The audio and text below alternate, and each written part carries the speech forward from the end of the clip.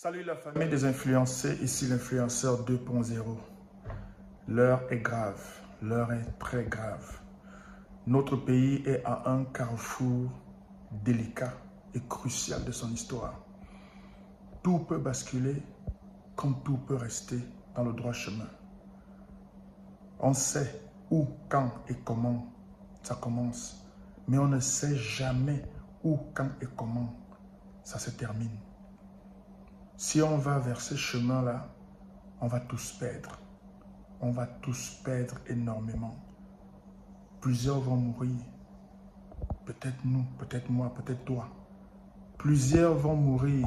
Il y aura des blessures inguérissables qui vont s'ouvrir. Il y aura des plaies profondes qui vont s'ouvrir. Et le pays aura beaucoup de mal à se remettre de cela. C'est clair que ça ne va pas. Ça ne va pas, mais alors pas du tout. Pas du tout. Est-ce qu'il y a une autre solution? Peut-être.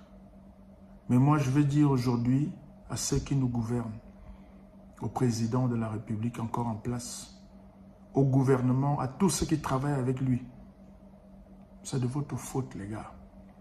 C'est de votre faute. 43 ans, vous n'êtes pas fatigués, les gars. Vous n'êtes pas kef. Le repos vous a fait quoi? La retraite n'est pas une punition. Waouh, les gars.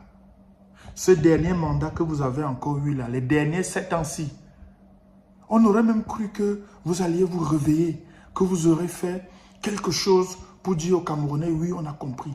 Parce que le mal-être des Camerounais est profond depuis longtemps. Depuis très longtemps. Et le problème, c'est l'arrogance et le mépris de ceux qui nous gouvernent. Aujourd'hui, je vois les ministres, les DG, les hauts commis de l'État qui partent dans les villages, les arrondissements pour dire aux gens, calmez-vous, calmez-vous. Ce n'est pas ça que les gens attendaient de vous. Les gens attendaient de vous que vous travailliez. Les gens attendaient de vous que vous donniez un avenir aux Camerounais. Les gens attendaient de vous que vous fassiez des routes, que vous fassiez des ponts, que vous construisiez des écoles, des hôpitaux fiables, des hôpitaux où vous-même, vous pouvez vous soigner. Que vous donniez de l'eau potable aux gens, que les gens soient en sécurité, que les gens se sentent heureux et fiers d'être Camerounais au Cameroun. C'est de votre faute tout ça. La responsabilité de ce qui arrive aujourd'hui, ce n'est pas l'opposition, ce n'est pas les opposants, c'est de la faute du gouvernement qui a passé le temps dans l'inertie et la gabegie totale avec l'arrogance et le mépris envers les Camerounais. Vous avez été élu et vous avez été nommé pour beaucoup. Pourquoi vous ne travaillez pas pour que le Cameroun soit meilleur? Vous aimez aller en Beng, vous aimez aller en Europe, vous aimez aller en Occident. Vous extasiez sur le pays, dire comment c'est développé, c'est beau, c'est civilisé, alors que vous avez la responsabilité depuis 4 décennies et plus de changer ce pays. Aujourd'hui, la rue gronde, le peuple boue. Ce n'est pas parce que les gens sont méchants. Ce n'est pas parce que les gens veulent détruire ce pays. Ce n'est pas parce que les gens veulent casser tout. Ce n'est pas parce que les gens veulent tuer. Ça s'appelle le ras-le-bol. Les gens sont fatigués. Les gens en ont marre.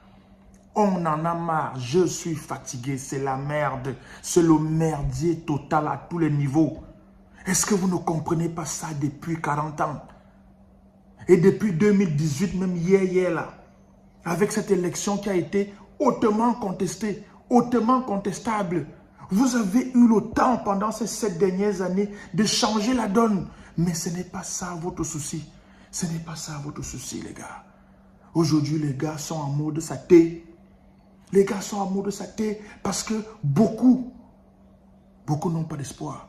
Beaucoup n'ont plus de confiance en vous. Monsieur le Président sortant, la confiance a disparu depuis longtemps. Même quand vous changez de gouvernement, quand ça vous arrive, quand vous faites des réaménagements ou des aménagements ou des réajustements de gouvernement, ça ne sert à rien. Ça ne sert à rien du tout parce que la tête pensante, celui qui doit diriger le pays, celui qui doit s'assurer que le pays fonctionne, que les ordres qu'il a donnés sont respectés et suivis, Est-ce qu'il fait ça? Monsieur le Président, est-ce que vous nous gérez?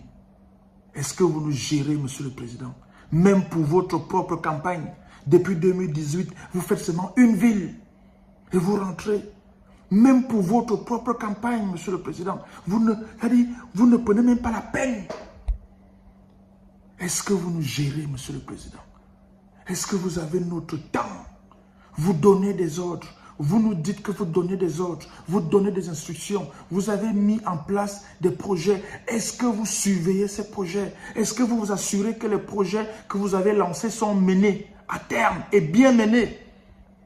La plupart de vos projets n'ont pas donné, sinon tous ou presque. Ils n'ont pas donné, Monsieur le Président. Ça ne donne pas. Aujourd'hui, le peuple gronde, la rue gronde.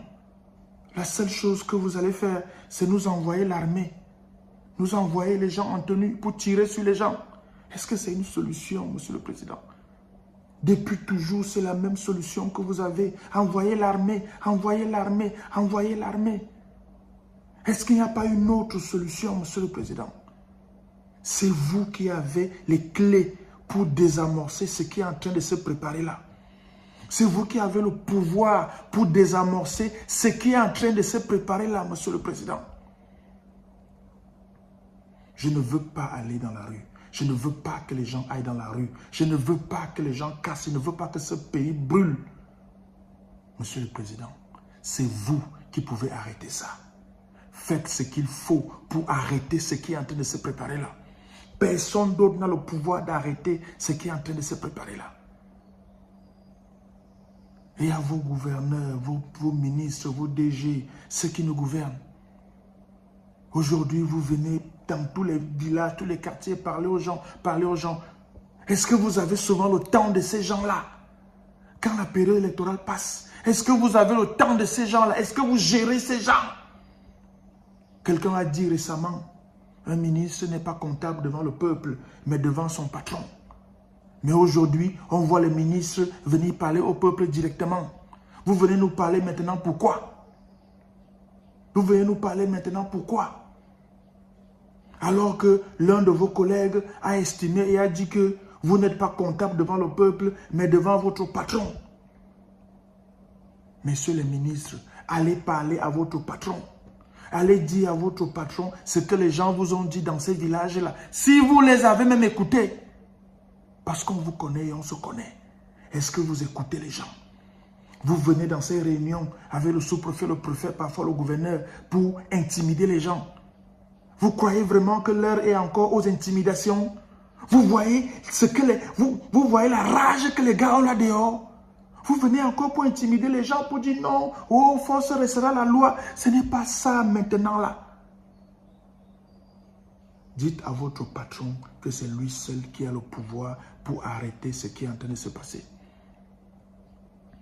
Mes frères et sœurs Kamé, si on casse, c'est nous qui allons perdre. Si on brûle, c'est nous qui allons perdre. Si on tue, c'est nous qui allons mourir. Mais malheureusement, le ras-le-bol est violent. L'eau a débordé le vase. On ne peut que se retourner vers le président sortant. Monsieur le Président, c'est vous qui avez les clés pour stopper tout ça. C'est vous et vous seul qui pouvez stopper tout ça. Que Dieu protège le Cameroun et les Camerounais. Et que Dieu nous bénisse. Et que la paix soit dans ce pays. C'est dur, c'est très dur. Mais préservons au moins le peu que nous avons encore. Le peu que nous avons encore.